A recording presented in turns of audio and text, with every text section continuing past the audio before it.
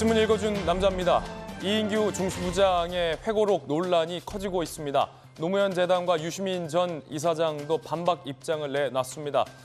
과연 입장은 무엇일지 글로리 학폭 연진이 얘기까지 나왔다는데 잠시 후에 논란 전해드립니다. 조간신문 4가지 키워드 준비되어 있습니다. 함께 보시죠. 먼저 첫 번째 키워드부터 공개하겠습니다. 첫 번째 키워드는 V자입니다. 오늘 동아일보가 일면에 쓰고 있습니다. V자를 그리며 날아간 것은 무엇일까요? 함께 보시죠.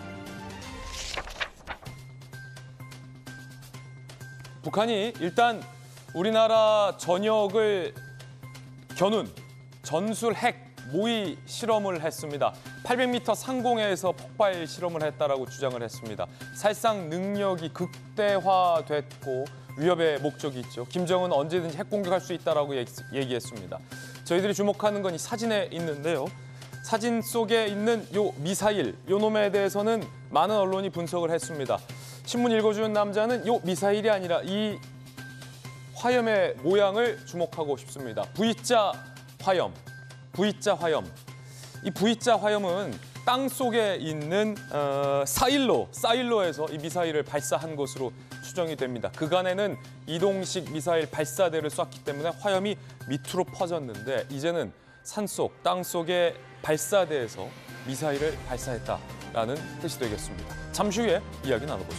이어서 두 번째 키워드입니다. 두 번째 키워드는 G7. 오늘 중앙일보가 일면에 쓰고 있습니다. G7 함께 보시죠.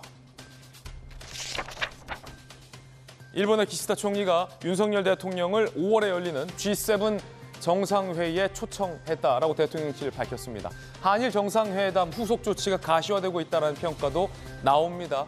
윤석열 대통령이 3월에 한일 정상회담, 4월에 한미 정상회담, 5월에 한미일 정상회담까지 예정이 된 셈입니다. 바이든과 한미일 3자 회담도 전망됩니다. 이어서 다음 키워드입니다. 세 번째 키워드 보겠습니다. 광우병. 경향신문 일면인데요. 광우병, 철진한 광우병 이야기 왜 나왔을까요? 경향신문은 한일 정상회담 때 후쿠시마 수산물 논의가 있었는지에 대한 논란을 다룹니다.